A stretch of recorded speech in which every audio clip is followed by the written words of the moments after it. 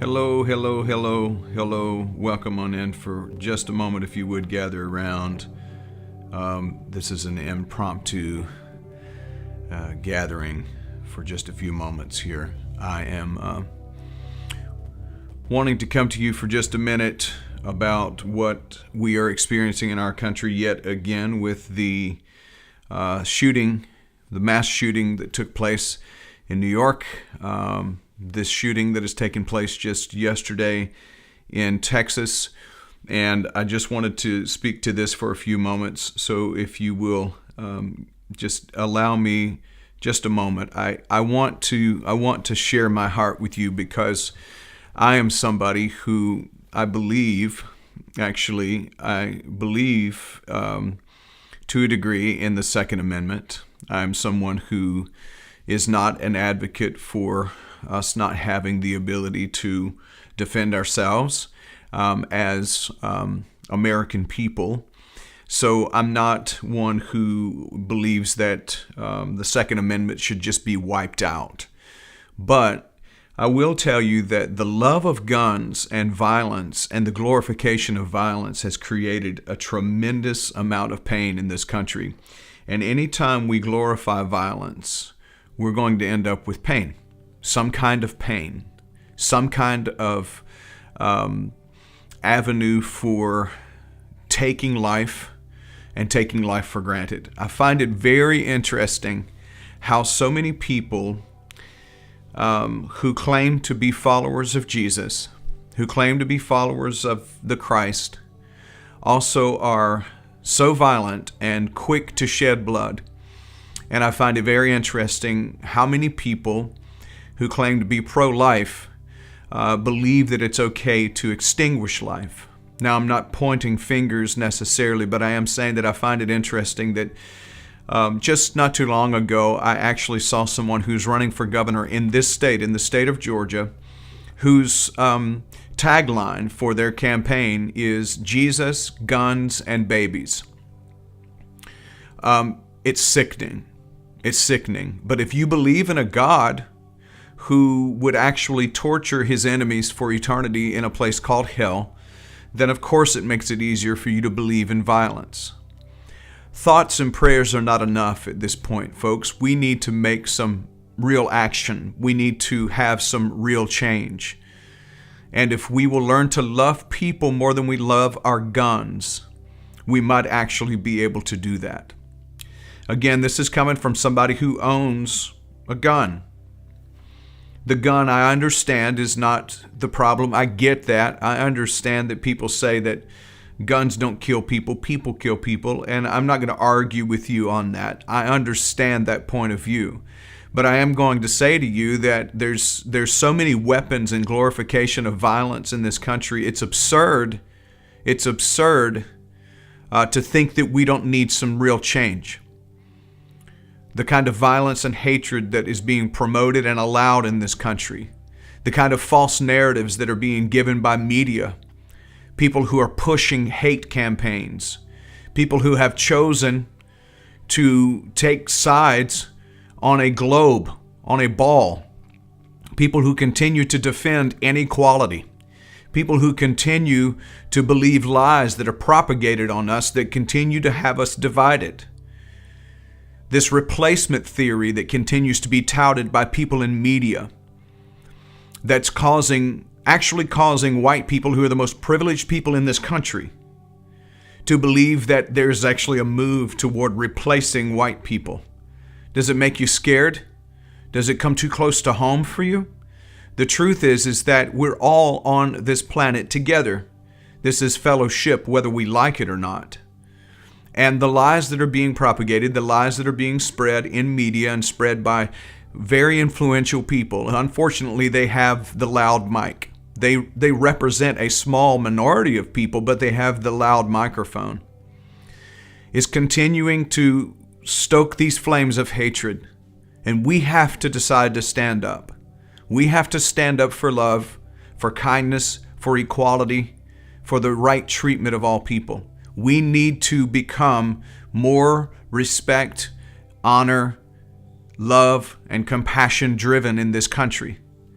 And so today I'm coming to you and I'm saying to you, those of you who really believe in real change, I'm asking you to participate in what it takes to make these changes.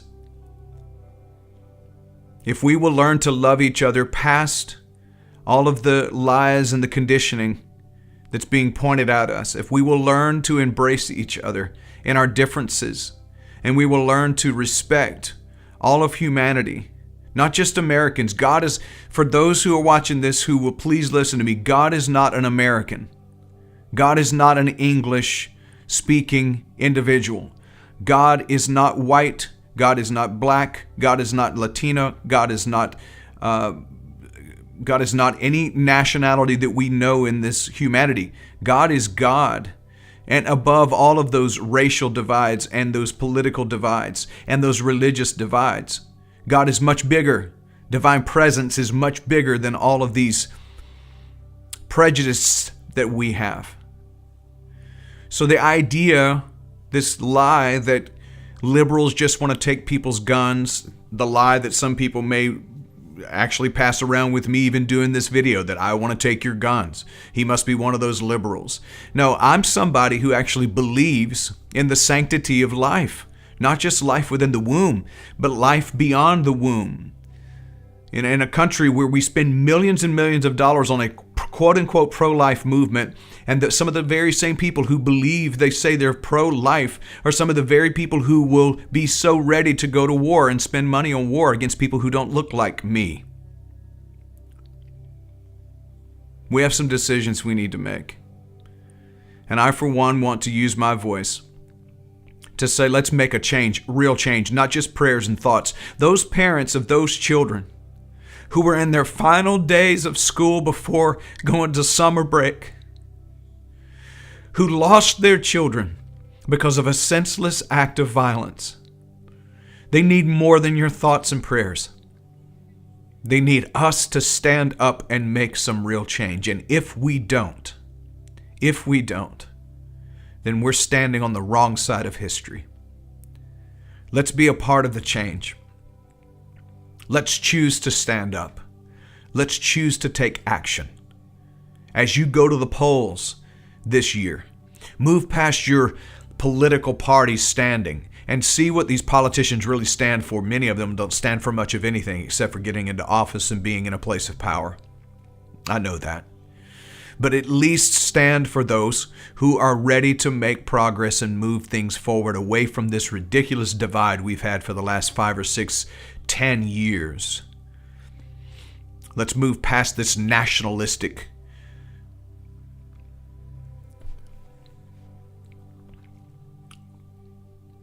dividing language, the hatred.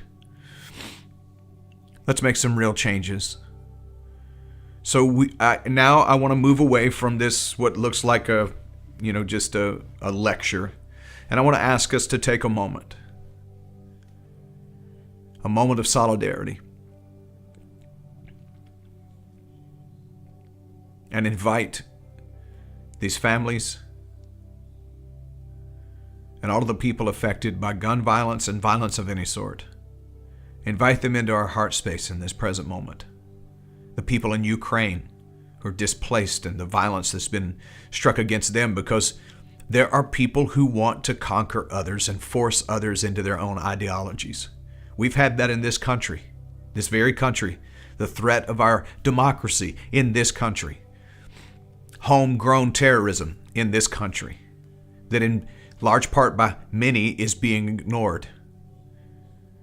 Let's bring these parents and these families into our heart space today. And let's decide we won't stand for it anymore. That we're going to be the change we want to see in the world.